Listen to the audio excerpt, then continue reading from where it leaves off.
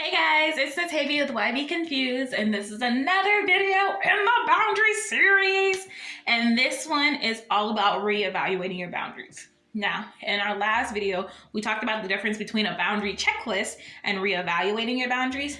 The checklist is making sure that the boundary is serving you properly, and the reevaluation is determining if you still need it. Right? So even in the checklist, we had like a little section that was like, do I still need this? But we're gonna go deeper into that one today in this video. So the number one question, does this boundary still help me? And this one, I ask you to ponder on it for some time, because by this point, by the time you get to a point where you're ready to reevaluate your boundary, it has become more of a norm for you, right? So you're now questioning, how much has it had an effect in my life? You may not even remember what it felt like to not have it because you've been doing it for so long. So allow yourself to ponder on this. Write down different scenarios that have occurred and how they would have played out without the boundary. Take that time to really do a deep dive on if this is still helping you. And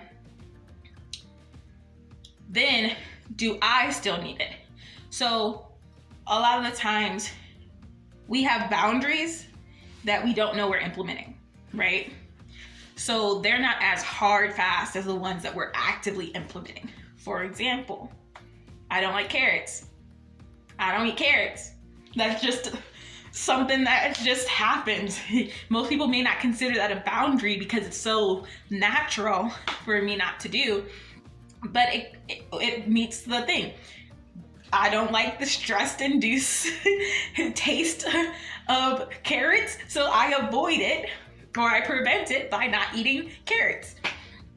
So there is a point where your boundary may become that because your mindset changed or things of that sort. So you may not have to be as rigid about it because you're automatically already saying no. You're automatically avoiding that situation. You're already taking yourself out of that place.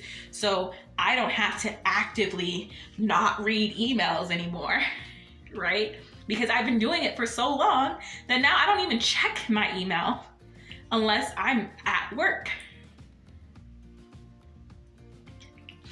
I still don't have it on my phone, not because I'm actively working on that boundary, but because I don't think about it. I don't think about it at all.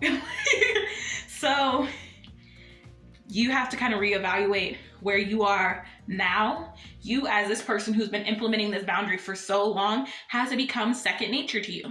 And if it has, then you can let go of some of the rules or techniques that you were using because they're no longer necessary. If it has become innate in you to maintain this boundary, then those things are no longer necessary, and you can go ahead and keep on moving without them being up and use that energy on something that you need.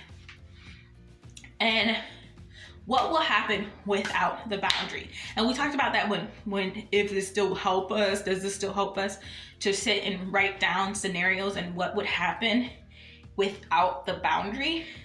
Please spend some time on that and really consider whether those things are drastic enough, those changes are drastic enough for you to maintain the boundary.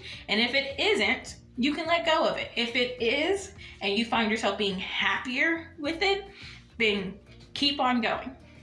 And then the last one is this needed for everyone? We talked about boundary tramplers. And when you're looking at this, you're most likely going to be looking at your boundary tramplers, right? Do I need to maintain this boundary for Susie? Because Susie, she needs me to keep that up, or else Susie will be all over the place and causing me stress, and I don't need those problems. Or is this something that I still need to do for everybody because I'm having a hard time with everyone in this area?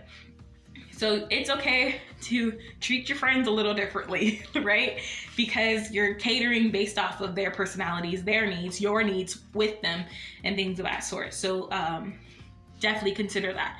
Not all boundaries are for everyone in your life, not all boundaries need to be maintained with everyone in your life. Some people automatically do these things and you never have to think twice about them. And some people never notice that you need it and you have to be a little more firm. I can tell you, I have friends who have really good boundaries set up and they don't answer the phone for me. And I know what that means. And while other people may not call them during those times because those people have a mental note or mental reminder of, oh yeah, they're busy from these times, I don't necessarily have that all the time. And so they don't answer the phone and then it clicks for me and it's like, oh yeah, my bad.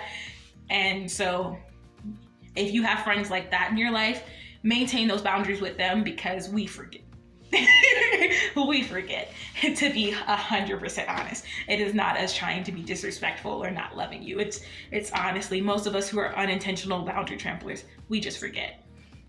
So let me know how you guys felt about this video. If you liked it, go ahead and like it.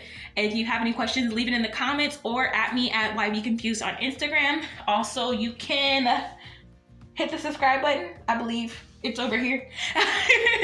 And ring the notification bell just so that you guys get a notification every time I post a new video, especially the ones in the boundary series.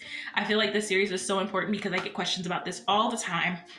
And boundaries are like the first thing when it comes to burnout prevention and recovery. Like, it is the foundation that you build everything off of. So I will see y'all later, and I hope you have a wonderful day. Bye.